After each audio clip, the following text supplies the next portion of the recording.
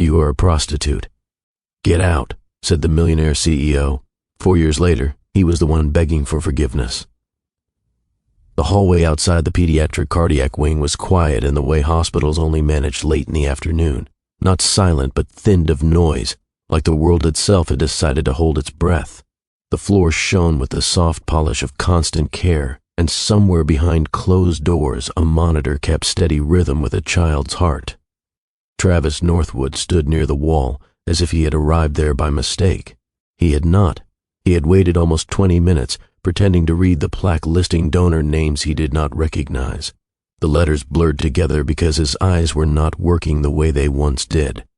Once, he could read market data in a moving elevator.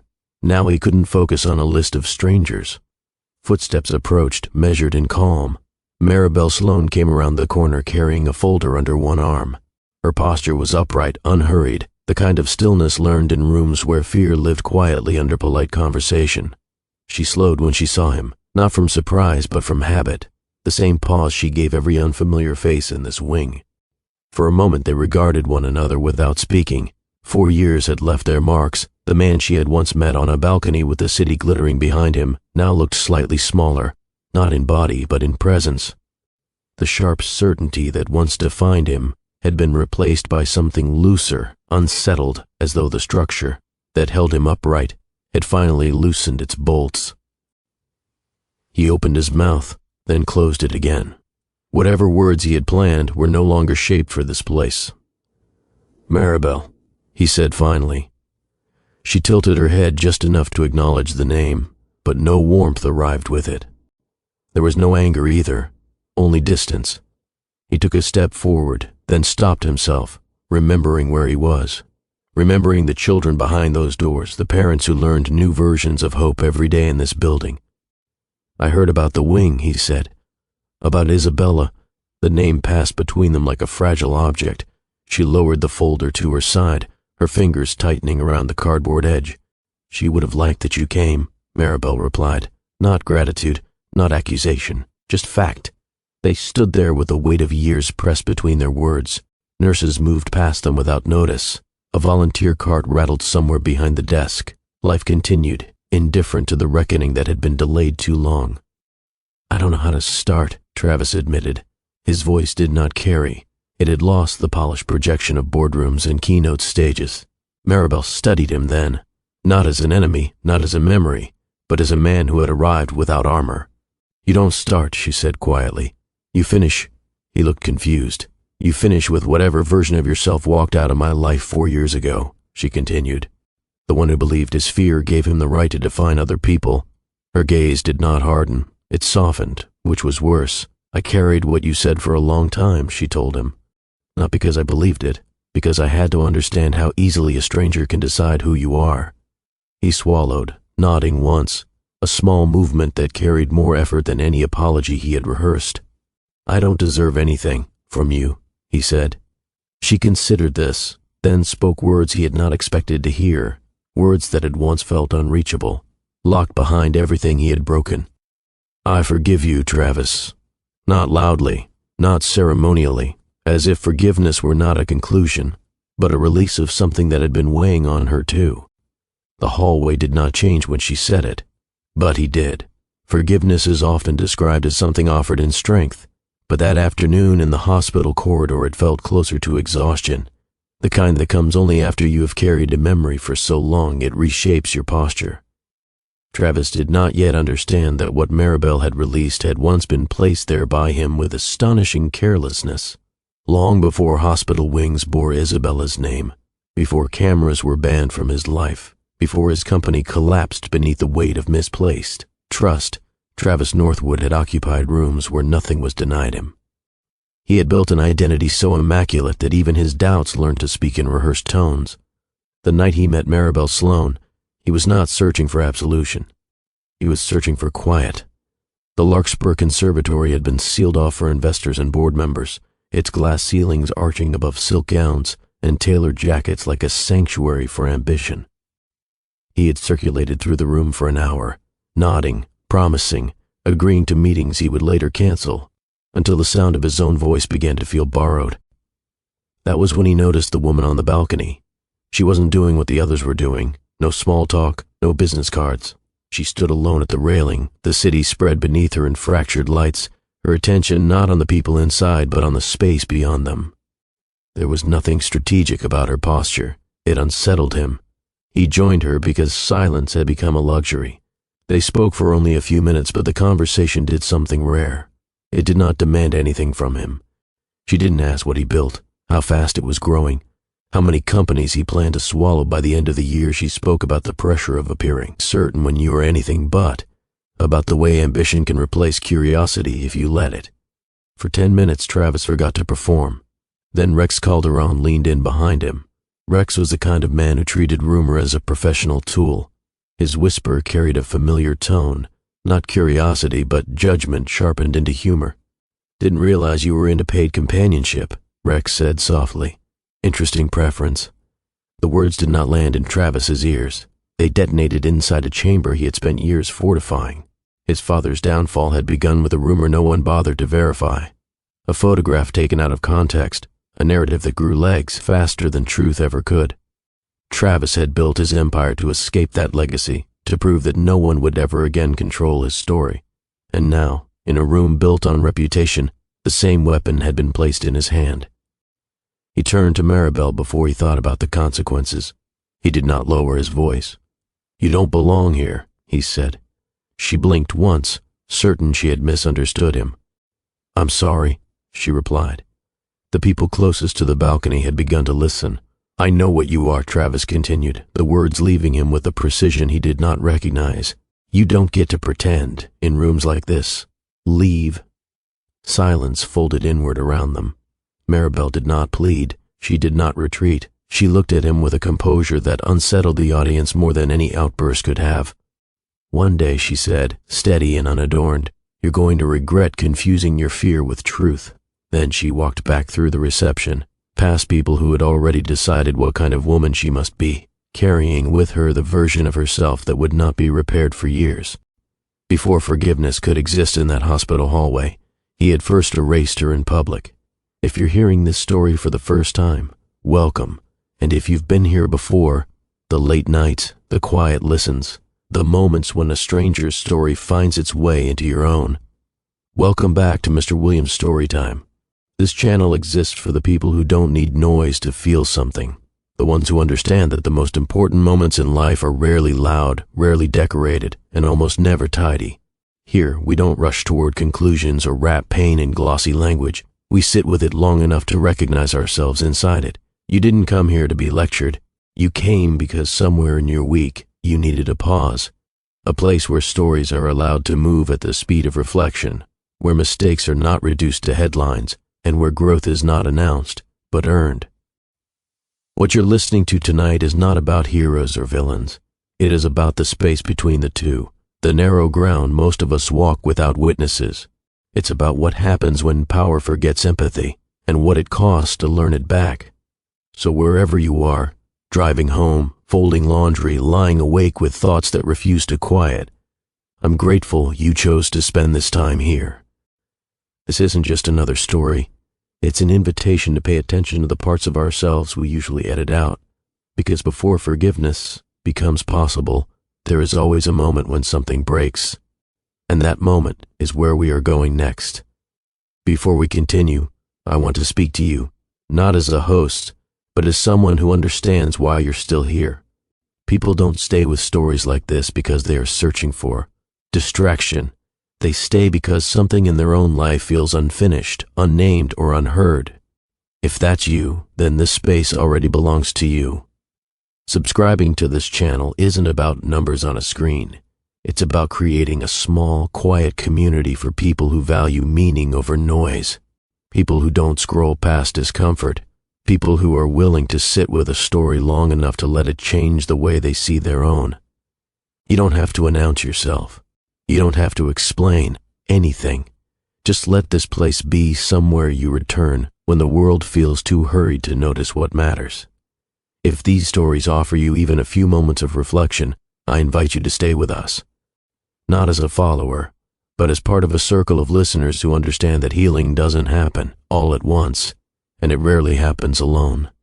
We're here every week, and we save a seat for you. 4 years earlier, Travis Northwood had stood on a balcony with the city open behind him and decided, in less than 5 seconds, what kind of woman Maribel Sloan was allowed to be. He did not ask where she had come from. He did not ask what she was carrying. He did not ask what it had taken for her simply to be standing there. He spoke one sentence, and that sentence removed her from a room she had earned the right to enter. The audience that night did not know her story. They did not know about the hospital bills folded into her purse, the sister she had learned to reassure while hiding her own terror, the education she was financing shift by shift. They only knew what a powerful man had declared about her, and that was enough. This is not a story about public disgrace. It is a story about how a single moment of certainty can cost someone years of their life, and how the person who delivered that certainty often walks away untouched, convinced he has protected himself. At least for a while, because every reputation built on fear eventually demands payment, and when it does, it rarely arrives in the places we expect. There is a particular kind of silence that follows a moment of misjudgment, not the silence of being alone, but the silence of being unseen. It settles in after someone has already decided who you are without ever asking your name. Most people know that feeling. It might not have happened in a ballroom or in front of people dressed for wealth. It might have happened in a classroom, in a break room, at a family table where your intentions were rewritten before you could explain them. The details change, but the outcome is familiar. A version of you is created without your permission, and you are expected to live inside it. Have you ever been spoken about as if you weren't there? Have you ever watched a room accept a false story because it was easier than asking a real question? Those moments don't disappear. They accumulate. They teach us caution. They teach us how to edit ourselves to survive spaces that don't want the truth. Maribel did not carry rage away from that balcony. She carried the understanding that dignity does not always protect you. Sometimes it only makes the fall quieter. And perhaps, listening now, you recognize something of your own life in that. Humiliation doesn't always announce itself loudly. Often, it settles in slowly, reshaping the way a person occupies space. It teaches you how to stand slightly apart from groups, how to speak less than you think, how to expect misunderstanding before it arrives. Maribel learned those lessons quickly. Within days of that night, opportunities closed without explanation. A job that had promised flexibility suddenly had no hours. Conversations she once felt invited into became brief, formal, unnecessary. Nothing dramatic occurred on the surface. No confrontation, no apology. Just a subtle redrawing of the lines around her life. That is how public judgment works. It rarely needs evidence. It only needs permission. Travis had spoken with the authority of wealth, and the room had accepted his version of reality without effort. He did not have to follow up. The damage moved on its own. Humiliation is not only the memory of being exposed, it is the lingering suspicion that every future room is capable of doing the same thing to you again. And once that suspicion takes root, you begin to carry your story more carefully, as if the truth itself might be too fragile to survive attention. Yet humiliation is not the end of this story. What follows is not a reversal engineered by coincidence, nor a redemption that arrives neatly packaged. It is a long reckoning shaped by choices made in private, when no one is watching closely enough to applaud restraint. Travis will lose everything that once defined him, not all at once, and not in the way public failure is usually told. He will lose it quietly, piece by piece, until the person who once controlled every narrative is forced to live inside one he cannot edit, and Maribel will build a life that no longer requires anyone's permission to exist. If you stay with this story, you will see how humiliation can harden into something unrecognizable, or open into something steadier, more durable than pride. You will see how forgiveness, when it finally arrives, is not a moment of relief but a doorway into a life that could not have existed without everything that came before it. Before we move deeper into Travis and Maribel's story, I'd like to invite you into the conversation. If this opening has already touched something in you, if it's reminded you of a moment when your intentions were mistaken or your character was decided by someone who never asked, take a second to acknowledge that. Tap the like button so this story can reach others who might need to hear it tonight. Subscribe if you'd like to keep returning to this space where stories are allowed to be complicated, unfinished, and honest. And if you feel able, leave a comment about a time you were misunderstood. You don't have to share details. Even a single sentence is enough. Sometimes being witnessed, even by strangers, is the first quiet step toward releasing what you've been carrying. When you're ready, we'll continue into the life Travis built to avoid facing himself. Travis Northwood did not grow up poor, but he grew up uncertain, which in many ways is more destabilizing. His mother was a classical pianist who practiced discipline like a language. Scales at dawn, posture corrected with a fingertip to the shoulder, silence enforced during rehearsals, not as punishment, but as preparation. His father, on the other hand, was warmth made unreliable. A man who arrived with gifts, laughter, promises that filled the house and then disappeared without warning for weeks at a time. As a child, Travis learned to read absence before he learned to read books. There were evenings when his mother's music drifted through the house with surgical precision, each note occupying its assigned space, while he sat at the dining table doing homework and waiting to hear the door open. Some nights it did, some nights it didn't. When it didn't, no one explained. His mother would simply close the lid of the piano and say nothing more for the rest of the evening. It was in those silences that Travis first understood the power of control. He discovered that uncertainty was not something you survived by hoping it would end. You survived it by narrowing your world until nothing unexpected could reach you. He began to schedule his time with obsessive care. Homework completed in perfect columns, shoes aligned beside his bed, desk cleared nightly even when exhaustion made his hands clumsy. At school, teachers noticed that he did not compete loudly. He did not need to. He watched first, then acted. He learned how to speak in ways that sounded optional while leaving no room for refusal. By the time he reached high school, people were already using his last name as shorthand for reliability. Northwood will handle it. Northwood doesn't forget. Northwood doesn't lose. What they did not see was the cost. The boy who once waited for a door to open had grown into someone who no longer waited at all. He arranged outcomes so thoroughly that nothing was left to chance. Dominance was not about ego for him. It was a defense, a way to ensure that no silence could ever again rewrite the rules of his life. Travis was 19 when his father finally disappeared for good. Not with a farewell, not with a confession. He vanished the way he always had, abruptly, only this time the absence came with headlines. A local business paper broke the story on a quiet Friday afternoon, a brief article most people would skim between meetings. Misallocated funds, misleading statements to partners, no criminal charges yet, just pending review. But in a community built on reputation, the verdict had already been delivered. Travis read the piece 3 times before it settled in his body. His father's name looked foreign in print, stripped of the warmth he remembered, reduced to a collection of questionable decisions. By Monday, his mother had stopped answering the phone. Neighbors who once waved now avoided eye contact. Invitations dissolved. It was not cruelty that removed his father from the family's life. It was efficiency. People simply adjusted their behavior as if correcting an error. At university, Travis overheard 2 students discussing the article in line for coffee. They did not recognize him. He let them finish. That was the moment he learned that shame is not something you feel alone. It is something that migrates, attaching itself to everyone who shares your name. His father never called. The house was sold quietly. The piano was packed into storage. His mother left for Europe, without a return date, and without asking if he wanted to come. He told himself that none of it mattered, that people make mistakes, that the past does not deserve veto power over the future. But he carried the lesson with surgical clarity. Once a story is written about you, it becomes nearly impossible to revise. So he stopped leaving things to interpretation. After his father's name became something people spoke carefully around, Travis did what many young men do when trust dissolves. He substituted it with performance. He built a version of himself that could not be mistaken. At first, it showed in small choices. He selected internships not for interest but for proximity to influence. He learned the vocabulary of boardrooms before he was legally allowed to enter them.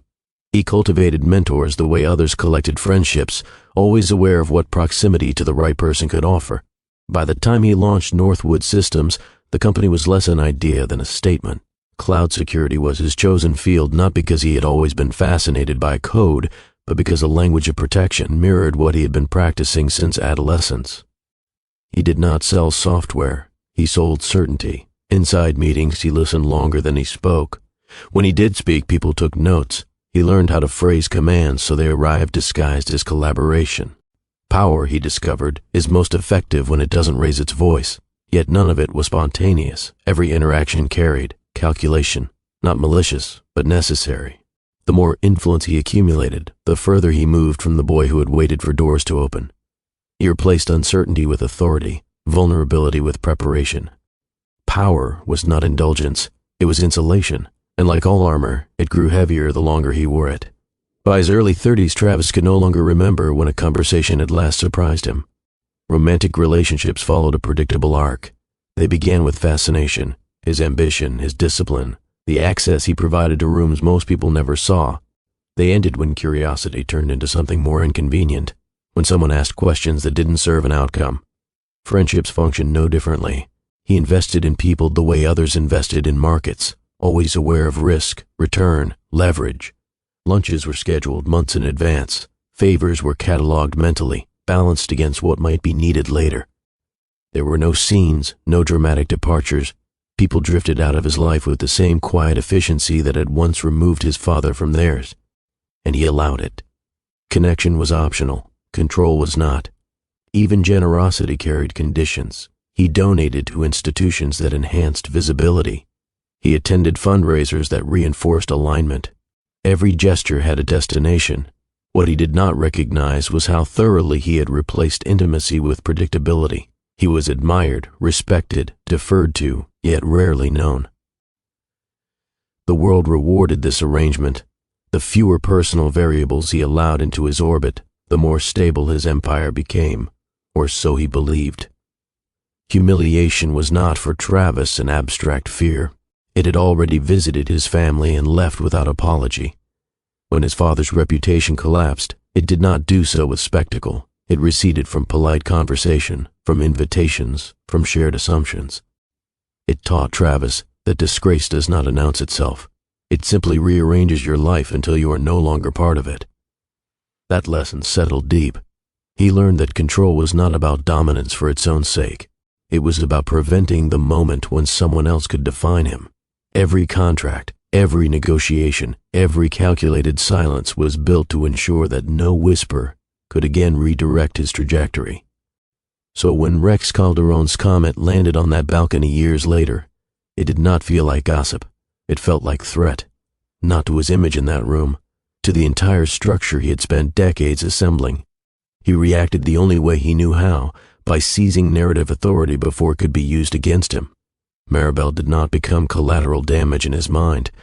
She became risk, and in a life engineered to eliminate uncertainty, anything that resembled risk had to be neutralized immediately, regardless of cost.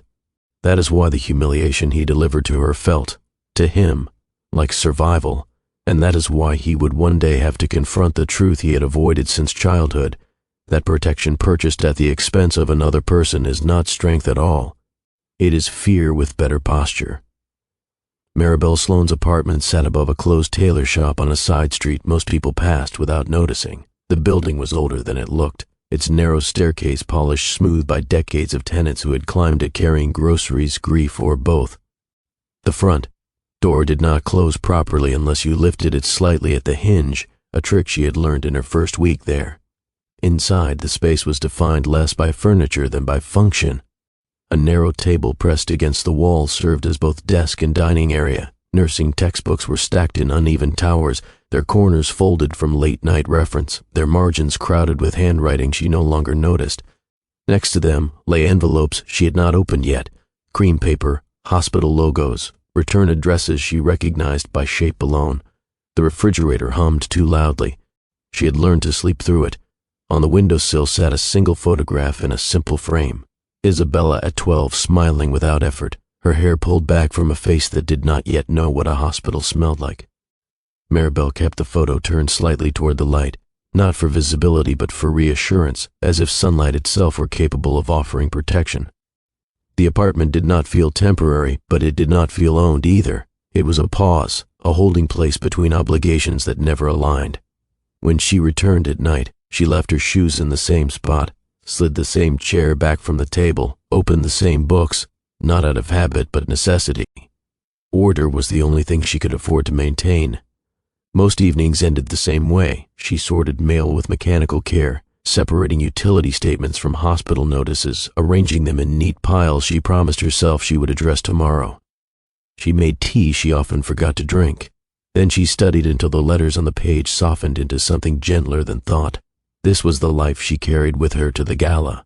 Not the textbooks, not the bills, the invisible weight of balancing both. Isabella had been born with a heart that required more instruction than instinct. From the outside, she looked like any other child, restless, quick to laugh, impatient with anything that suggested fragility. It was only in hospitals that her difference became visible, where her medical file thickened with each visit and her name grew familiar to staff who tried not to let familiarity replace hope. Maribel learned the language of cardiac care before she learned how to navigate adulthood. She learned to recognize the quiet urgency in a nurse's walk, the way doctors pause when deciding how much truth to offer at once. She learned that progress is often measured in commas rather than periods. There were procedures that succeeded. There were ones that merely delayed the next intervention.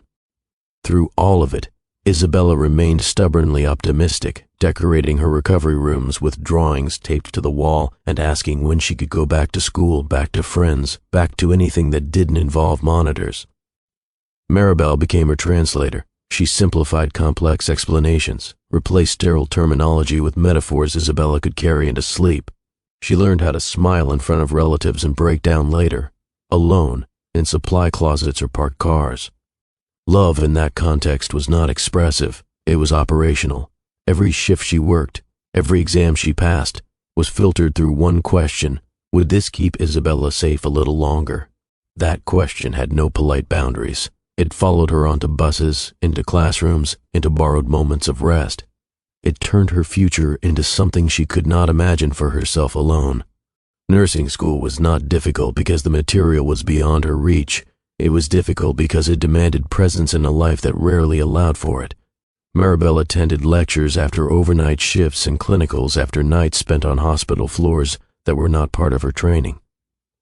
Her classmates complained about workloads with the casual authority of people whose lives had not yet learned to interrupt their plans. She listened, offered sympathy, then returned to memorizing protocols she already understood from experience. Exams were not tests of knowledge for her. They were negotiations with exhaustion. She studied in fragments, during lunch breaks, while waiting for elevators, in chairs outside operating rooms that smelled faintly of antiseptic and patience. Her notes were practical, not decorative. She did not have time for color-coded systems or elaborate flashcards. She needed information to stay where she put it. There were nights she considered stopping, not because she lacked resolve, but because the math did not always make sense. Tuition balanced against rent, rent against hospital costs against sleep. And sleep, she had learned, was not guaranteed. Yet she did not quit. She recalibrated. She learned how to ask for extensions without explanation, how to submit work that was competent rather than perfect, how to conserve emotional energy for the rooms where it mattered most. Nursing was not a career path for her. It was an extension of the life she was already living. The message arrived while she was standing in line at the pharmacy, her phone vibrating in her pocket with the kind of insistence she had learned not to ignore. A staffing agency she had registered with months earlier was offering a one-night assignment, investor reception, formal attire required, hourly rate higher than anything she had seen listed in weeks. She almost deleted it out of reflex. Events like that belonged to a world she passed through only as background. Then she glanced at the receipt in her hand. The amount due was circled in ink she hadn't noticed the cashier use. She replied yes before the line moved forward. The dress she wore that night came from a thrift store 2 blocks from her apartment. It fit well enough after a minor adjustment at the shoulder, the needlework done at her kitchen table while reviewing pharmacology terms she would need for a quiz later that week. The shoes were borrowed from a classmate who had never asked why she needed them. She did not imagine the evening would change anything. It was money. It was time exchanged for relief. That was the entirety of her calculation. Maribel noticed the balcony before she noticed anyone on it. The reception hall was arranged to direct attention inward, toward the centerpieces, the servers carrying trays with quiet precision, the clusters of people who spoke with the confidence of those accustomed to being heard. The balcony existed outside that design, a narrow strip of open air overlooked by most guests. The city offered no answers, but it did offer space. She leaned on the railing and let the evening settle into her shoulders, the noise behind her dissolving into something easier to ignore. Travis saw her there and paused. He had crossed the room on momentum alone, rehearsing responses to questions that no longer challenged him, when the absence of movement caught his attention. Everyone else was circulating, orbiting influence. She was not. For reasons he could not articulate, he chose to join her instead of returning to the current of the room. They did not introduce themselves immediately. He stood beside her with the same quiet he used when evaluating a situation before acting. She acknowledged his presence with a brief glance, then returned her attention to the distance between buildings. It was enough. They spoke without ceremony, the way strangers sometimes do when neither is trying to take anything from the other. Travis commented on the height of the building, how the city seemed quieter from that angle. Maribel replied that it only looked that way, that sound doesn't disappear, it just redistributes itself. The observation surprised him. It was the kind of thought people usually reserve for journals they never show anyone. He asked what she did. She answered carefully, as though her life were still in progress and did not yet require a title. She asked nothing in return, and for the first time in months, he did not feel the need to fill the silence with credentials. 10 minutes passed without ambition. They spoke about the way confidence is often confused with certainty, about how people become fluent in languages they don't believe simply because the world rewards it. She mentioned that rooms built on power have a particular echo, one that discourages honesty without ever announcing the rule. He laughed once, surprised to find himself doing it. There was no exchange of numbers, no promise of connection. When a server appeared at the balcony door, they paused, then stepped back inside with the unspoken understanding that whatever had occurred did not belong to the evening. For 10 minutes, Travis felt unobserved. For 10 minutes, Maribel did not feel alone. What passed between them did not register as attraction in the way people usually describe it. There was no forward movement, no invitation embedded in their words. It was something quieter, a temporary alignment of attention, as if both had been holding their breath in different rooms and discovered, briefly, how to exhale at the same pace. Travis noticed how little he was managing the exchange. He did not adjust his posture to project confidence. He did not select anecdotes for effect. The absence of strategy unsettled him, but it also relieved him. The conversation required no outcome. Maribel sensed the difference as well. Men in rooms like this tended to arrive with agendas disguised as curiosity. He had arrived with neither. His questions were observational rather than acquisitive, and when she answered, he listened as if her words were not provisional. They stood close enough to hear each other without effort, yet far enough apart to preserve the boundaries that make trust possible. When someone inside laughed too loudly, they shared a glance, not conspiratorial, simply aware of how easily the room consumed attention. It was not chemistry that pointed toward romance. It was chemistry that pointed toward recognition. Before the story moves forward, I want to pause with you for a moment.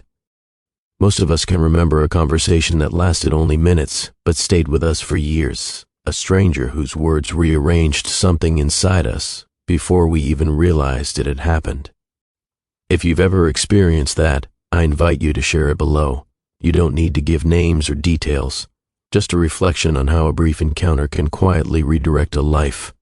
Your comments don't only shape this channel, they remind others that they are not alone in carrying moments like these. Rex Calderon had built his career on proximity. He was not the loudest person in a room, nor the most memorable. He specialized in presence that felt incidental, appearing at the edge of conversations, listening without comment, filing away details that others forgot they had offered. People trusted him because he never asked for anything directly. He approached Travis on the balcony as if the evening had not shifted at all. "Interesting company you're keeping," Rex said lightly, his gaze passing over Maribel without pausing. The tone was playful, but the choice of words was deliberate. Travis had heard variations of that phrase for years, each one engineered to test boundaries without crossing them openly. Rex leaned closer, just enough for his voice to register as private. "Didn't realize you were comfortable with hired companionship," he added. "Everyone has their preferences, I suppose." The sentence was delivered without malice, without urgency. That was Rex's craft, to let a remark sound like casual observation rather than a directive. He knew how to deposit doubt into a space and allow it to develop on its own. Travis did not look at him. He did not need to. The damage had already been released. The words did not offend Travis. They destabilized him. For an instant, the room disappeared. He was 19 again, standing in a university hallway reading his father's name printed in a context that felt permanent. The same compression in his chest returned, the sense that no amount of explanation could compete with the ease of assumption. He had constructed his life to avoid exactly this moment, to ensure that no stray comment could redirect his trajectory, that no whispered suggestion could introduce doubt into rooms where certainty was currency. Rex had not insulted him. Rex had reminded him of vulnerability, and vulnerability to Travis was not human. It was structural failure. His pulse moved into his throat. He measured the space between Maribel and himself and found it suddenly dangerous, not because of her, but because of what she represented, a variable he had not accounted for, a story not yet aligned with his. He imagined the remark traveling through the room, not loudly, not dramatically, just far enough to alter perception. A few smiles held too long, a few glances redirected, a future conversation shaped by something no one would admit having heard. His father's ghost did not speak, but it did not need to. The room had taught him once what happens when you allow narrative to wander unchecked. He would not allow it again. Travis turned back to Maribel with a precision that startled her. She was mid-sentence, finishing a thought about how rooms like this train people to mistake politeness for interest. She did not notice the shift in him until he spoke. "You belong here." The phrase did not sound rehearsed. It sounded inevitable, as though it had been waiting for permission. She blinked once, uncertain whether he had addressed her or the space between them. "I'm sorry," she said. "I know what you are," he continued, his voice gaining volume not from anger but from certainty. "You don't get to pretend in places like this. Leave." The word arrived complete, without apology or explanation. For a fraction of a second, Maribel searched his face for context, for some indication that this was a misunderstanding she could correct. What she found instead was resolve, not hatred, not disdain, something colder, decision. She did not raise her voice. She did not step back. She simply stood there, absorbing the revision of herself being performed in public. The reception hall did not erupt. That was the cruelty of it. No one rushed forward to intervene. No one demanded clarification. The people nearest the balcony simply adjusted their attention, the way guests do when they encounter discomfort, with polite distance and the assumption that whatever was happening must have a reason. A server froze mid-step, then redirected toward the bar. A woman who had been laughing moments earlier lowered her voice until the sound disappeared entirely. Someone cleared their throat too loudly, as if noise itself could erase what had been said. Maribel became an object of focus without anyone actually looking at her. Travis felt the shift immediately. The room had accepted his declaration not because it was accurate, but because it had arrived with authority. Wealth carries its own grammar. When it speaks, people listen in ways they don't fully register. She stood alone in the quiet he had created, not isolated by distance, but by permission. Maribel took one measured breath. It was not courage that steadied her, it was clarity. The kind that arrives when you realize the version of yourself being presented no longer belongs to you, and therefore cannot be defended in the usual ways. She met Travis's eyes without defiance. "One day," she said, her voice even enough to be mistaken for calm, "you're going to regret confusing your fear with truth." She did not wait for a response. There was nothing left in the room that required her presence. She walked back through the reception as if she had somewhere else to be, past faces that had already finished deciding who she must be. The doors closed behind her without ceremony, and in the space she left behind, the story Travis had told himself about control gained its most expensive chapter. The message came 3 days after the gala. It was brief, professionally worded, and carried no hint of conflict, a notice that her services would no longer be required for future events. No reason offered. No conversation invited. Maribel read it while standing in the corridor outside Isabella's room, her phone balanced on the ledge beneath a framed children's drawing. The hallway was quiet in the way it becomes. After visiting hours, empty to families who have gone home to lives that still contain evenings. She did not argue with the message. She did not respond at all. She closed the screen and slid the phone into her pocket, then went back into the room where Isabella was asleep with one hand curled loosely against her chest, as if even rest required monitoring. There were no speeches that night, no declarations of injustice. She stayed until the nurse completed the final round, then left the hospital and walked to the bus stop instead of calling for a ride she could no longer justify. It was not the loss of income that unsettled her. It was the precision of the removal. A room had decided she was no longer necessary. By the end of the semester, the imbalance had become arithmetic rather than emotional. Her course schedule no longer aligned with her reduced work hours. Tuition statements grew less patient in tone. The academic advisor tried to sound optimistic while offering alternatives that did not include staying where she was. Maribel transferred programs in the middle of winter. There was no farewell tour. She withdrew her books from the campus library, returned the lab equipment she had never learned to personalize, and collected transcripts that summarized years of effort in columns and codes. The new school was farther from the hospital and closer to the limits of what she could manage, but it accepted the credit she had earned and the reality she carried. Orientation took place in a windowless room with plastic chairs arranged too close together. She did not recognize anyone there, and no one recognized her. That anonymity was not comfort. It was confirmation that the version of herself who had existed before the gala had been archived without ceremony. She began again because she did not know any other way to proceed. The new commute added 40 minutes each way. At first, she spent that time reviewing notes, her textbooks balanced open against her knees while the city moved in fragments beyond the windows. Over time, fatigue rewrote her habits. The book would remain closed. Her head would tilt back against the seat. She would tell herself she was only resting her eyes. She learned the sound of the bus's brakes by feel, learned which stops were likely to be delayed by construction or traffic. On days when Isabella's appointments ran late, she missed connections and found herself riding routes she had never intended to take, waking in neighborhoods she recognized only by pattern. The bus became a moving margin in her life, a place where nothing was expected of her except to remain seated. When she slept there, it was not collapse, it was adaptation.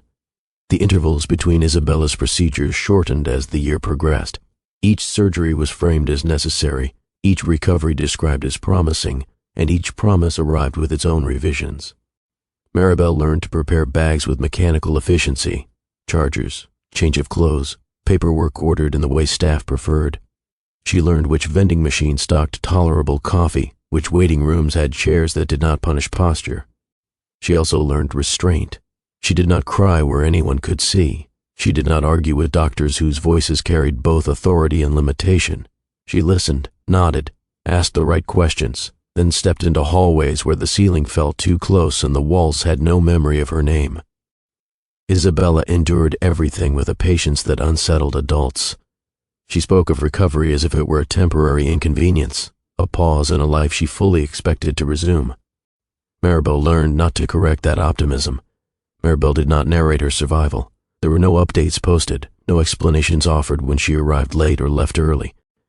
People assumed what they needed to assume, that she was busy, that she was struggling, that she was resilient in the vague way the word is often used to replace interest. She carried herself with quiet order, hair pulled back, posture maintained, voice measured even when her hands trembled just out of view. When classmates spoke of weekend plans, she listened without commentary, not out of envy but because her own schedule no longer fit into shared categories. Dignity, she discovered, is not something you perform for an audience. It is something you practice when no one is watching closely enough to applaud. And so she continued, not toward redemption, not toward recognition, but toward the next necessary day. Travis began waking before dawn with no clear reason. At first he blamed travel, then caffeine, then the ordinary stress that accompanies executive life. But the pattern persisted, even when his calendar thinned and his body begged for rest. He would lie in the dark of his apartment, the city suspended beyond glass that did not open, and replay conversations he had long dismissed as inconsequential. The balcony, the silence that followed his words, the way Maribel had not raised her voice. Sleep, when it arrived, was shallow.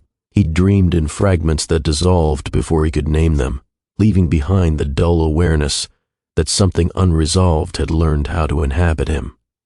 The company's growth curve did not reflect this change. Reports remained strong. Analysts spoke his name with admiration. None of it reached the place in him that had begun to notice how loud his own thoughts had become. Northwood Systems expanded with mechanical confidence. New offices opened. Revenue projections were revised upward. Travis signed agreements that reshaped the company's future, while wondering when he had last slept through the night. He stood on stages accepting recognition that no longer settled comfortably in his hands. His colleagues described him as composed. He answered questions with the same economy he always had, his tone calibrated to inspire assurance. If the certainty felt less authentic, no one seemed prepared to notice.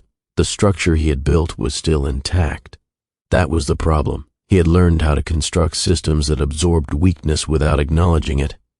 The company moved forward even when he did not, leaving him surrounded by evidence of progress that had lost its meaning. The absence of collapse became its own form of strain. It began as a memory he could not quite locate. A phrase surfaced during a board meeting when a junior analyst proposed a risk mitigation plan that Travis would once have dismissed. He almost interrupted, then stopped, hearing instead a sentence he had not heard in years: "You're confusing your fear with truth." The room waited. He cleared his throat and allowed the proposal to stand. From that day forward, the pattern repeated. In elevators, in airport lounges, in the quiet between questions during interviews. Her voice appeared not as sound but as correction, interrupting the reflexes he had spent a lifetime refining. It did not accuse him. It recalibrated him, asking, without words, whether certainty had become habit rather than accuracy. He searched for distraction in work and found that work now required more of him than before. Decisions slowed. His staff noticed, not with alarm but with mild confusion. Travis Northwood did not hesitate, except now he did. He kept no record of these moments. He did not tell anyone. Influence, he had learned, dissolves when it becomes explainable. Still, something inside him had shifted from command to inquiry, and the change arrived without his permission. If this chapter is reminding you how easily a life can look intact while quietly changing underneath, take a moment to acknowledge it. Tap the like button so this story reaches others who may recognize parts of themselves here, and consider sharing it with someone who values stories that don't rush toward comfort but allow space for reflection. We're about to move into the moment when success finally loses its ability to protect. The audit began as routine. An external firm flagged irregularities in a subsidiary Travis rarely reviewed personally, a cluster of international accounts overseen by a partner he had trusted for years. The language in the report was restrained, almost polite, as though discretion itself could soften what it implied. He read it twice before contacting legal. Within a week, restrained became specific. Transfers routed through shell entities, revenue figures that held until they were examined closely, contracts written with just enough ambiguity to postpone detection. The partner did not deny it when confronted. He cited pressure, opportunity, the assumption that Northwood Systems had grown too complex for any one person to notice. He had been correct about that last part. Travis closed the office door and sat alone with the understanding that his most carefully managed structure had been breached from within. By the time the story reached the business press, discretion was no longer a consideration. Headlines favored implication over clarity. Words like alleged disappeared in conversation even when they remained in print.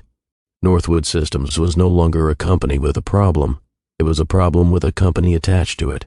Travis declined the first interview request, then the second. By the third, his legal team insisted that silence would be interpreted as evasion. The camera lights were brighter than he remembered. He answered questions about internal controls and governance with technical precision, yet the discussion bent toward character. Viewers were not being asked to understand what had happened. They were being asked who to believe. He watched a clip of himself later that night and felt detached from the person on screen. The posture was familiar. The voice was calibrated. But something essential had failed to translate. Public narrative, he realized, does not wait for resolution. It constructs one. The meeting was scheduled with minimal notice. He recognized the format immediately. A special session framed as procedural, its outcome already negotiated in conversations he had not been part of. Board members he had recruited now spoke in the careful language of separation, citing fiduciary responsibility and optics. No one accused him directly. That, too, was instructive. His removal was not framed as punishment, but as necessity. The same rationale he had used to explain difficult decisions now explained his own displacement. The chair thanked him for his service. A vote was taken that required no suspense. He left the room without comment, carrying nothing with him that could not be replaced. For the first time since adolescence, Travis woke without a schedule. There were no overnight messages waiting on his phone, no travel confirmations, no request for commentary. The silence that followed his dismissal was not hostile. It was procedural, the same quiet efficiency that had once erased his father. He attempted routines out of habit, reviewing reports he no longer received, drafting responses to emails that would never be sent. Without the architecture of authority, his days expanded in ways he had never practiced navigating. What he lost was not income or access, it was definition. For years he had mistaken his role for himself. The title had become shorthand for worth, and now that it had been removed, the remainder felt provisional, as though he were waiting for instructions that would not arrive. In the absence of command, memory returned. The balcony, the sentence he had delivered as protection, the woman who had walked away without permission. And for the first time, there was no structure left to absorb what he had done. The invitation came from a public relations firm that no longer used Travis's name as leverage, but as rehabilitation. They framed it as a service opportunity, a visit to a children's hospital that would coincide with the modest donation he could still afford. No cameras required, they said. A chance to be seen doing something uncomplicated. He almost declined. Hospitals had become difficult places. Too many corridors that asked questions no one was prepared to answer. But he accepted because saying no felt indistinguishable from retreat. The pediatric wing was quieter than he expected. The usual business of illness softened by murals painted in patient colors and volunteers trained to speak gently without condescension. He followed a staff member down a corridor he did not recognize, reading plaques he had not funded. He did not come looking for anyone. That, perhaps, is why he found her. She was kneeling beside a boy whose feet did not reach the floor. Her voice carried the rhythm of explanation, not simplified but paced, as if she trusted him with information even while translating it into language he could hold. The child nodded solemnly, gripping the edges of his chair with concentration. Travis recognized her before he could name what he was seeing. The years had not altered her in ways that felt cosmetic. The change was structural. She moved with assurance that had not been present on the balcony, a steadiness that came from practice rather than performance. He stood several feet away, aware that his presence in that room required permission he no longer had. When she turned, she did not pause. Her eyes passed over him without recognition, as they might over any visitor who had wandered into the wing without instruction. She finished adjusting the monitor leads and stood, closing the chart with a practiced motion. Only then did she look directly at him, not searching his face for history, but for context. "Yes," she said. "Can I help you, sir?" The word landed without ceremony. There was no hesitation in it, no recognition trailing behind it. It was professional, neutral, complete, the way you speak to someone whose presence is incidental to your work. Travis opened his mouth, then closed it again. He had prepared sentences for this encounter without realizing he had done so, rehearsed lines that depended on memory and consequence. None of them survived the way she said that single word, "Sir." It stripped him of the only authority he had left, familiarity. In that moment he was not a figure from her past. He was a visitor who required instruction. He stood there with a donation check folded in his jacket, and no way to explain why his hands were beginning to shake. She waited, attentive but uninvested, prepared to move on if he did not respond.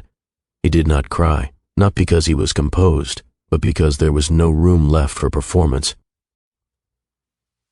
Travis nodded once, an automatic gesture that communicated nothing, then stepped aside so another nurse could pass.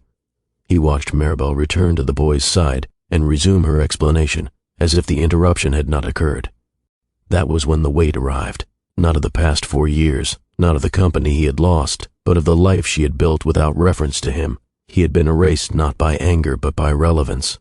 The space he once occupied in her story had been quietly repurposed for something that mattered more. He moved to the end of the corridor and stood beneath a framed print of a child's drawing, a heart rendered in uneven red lines with a smile at its center. The simplicity of it was unbearable. There was no sound to mark the moment his breathing changed, no gesture to signal that something inside him had given way. The hallway continued as it always did, indifferent to the fact that he had finally arrived at a truth he could not manage. He was no longer the person who had spoken on that balcony. He was not yet anyone else. He came back the following week without telling anyone. No firm coordinated the visit. No donation was announced in advance. He arrived with the same folded check in his jacket pocket and the unfamiliar awareness that the building no longer responded to him. He signed in like every other visitor, accepted a badge printed with a temporary label, and waited to be directed.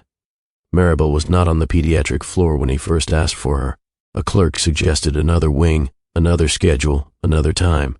Travis thanked her and did not explain why he needed the information. He sat in the cafe with a coffee he did not drink and watched families pass through with expressions that did not register him. The anonymity was not punishment, it was instruction. When he finally located her near the end of the day, she was reviewing charts at a standing desk, her attention contained within a square of lamplight that did not include him. "Maribel," he said. This time, when she looked up, recognition did arrive, not with shock, but with a narrowing of focus, the kind that indicates boundaries rather than hostility. "I'm not working with visitors today," she replied. "I know," he said. "I just needed to say something." She waited without invitation. "I shouldn't have spoken to you the way I did," he continued. "There's no version of that night that makes me right. I don't expect anything from you. I only wanted you to know that I understand what I took." He held the check out without meeting her eyes. She did not reach for it. Maribel closed the chart in front of her with deliberate care, aligning the corners before setting it down. The small gesture carried more intention than any raised voice could have.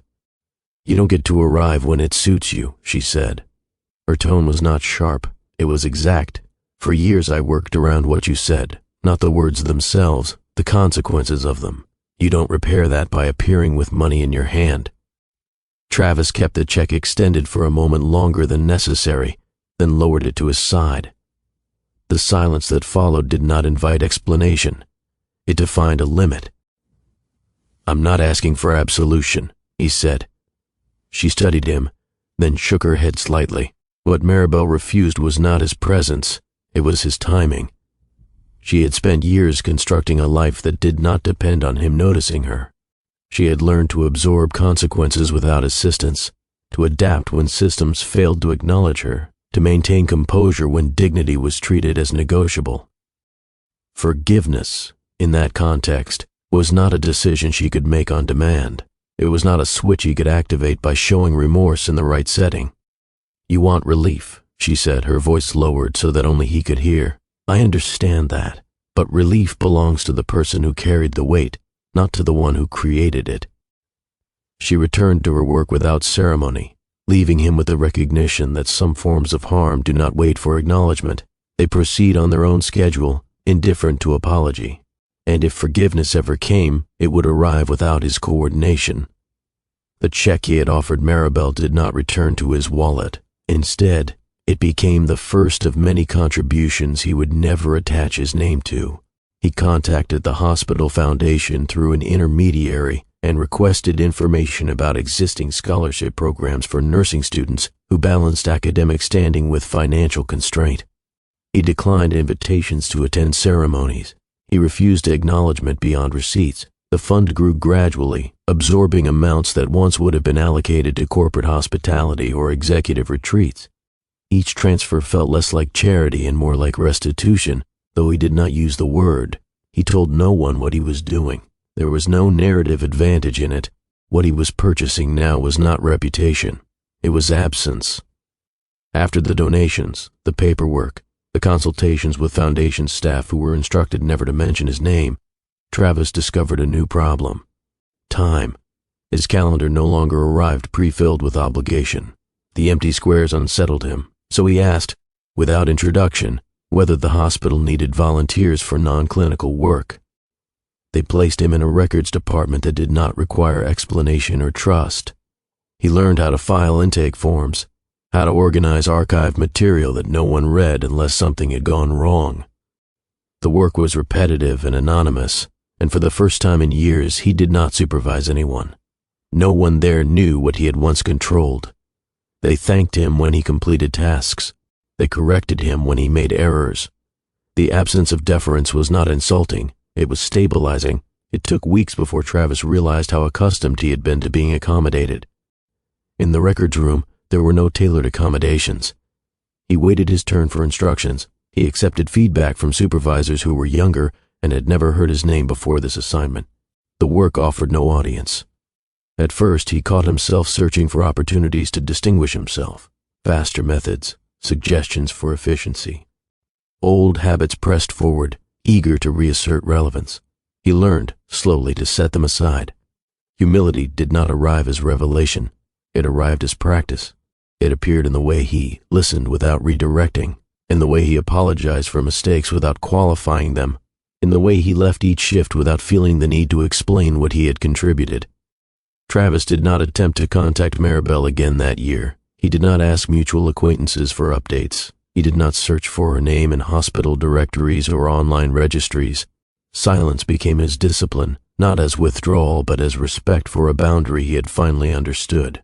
The year passed in increments too small to celebrate. Shifts logged, checks transferred, days spent unnoticed in rooms that did not require a former executive. He learned the hospital's rhythms by proximity rather than authority, lunch breaks timed to elevator traffic, supply deliveries that shaped the tempo of corridors. He stopped expecting transformation to announce itself.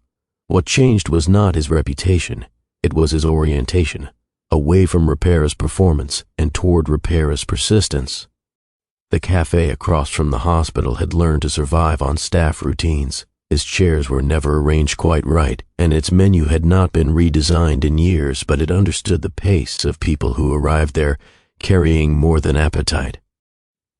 Maribel chose it because it was not quiet enough for confession and not loud enough for avoidance.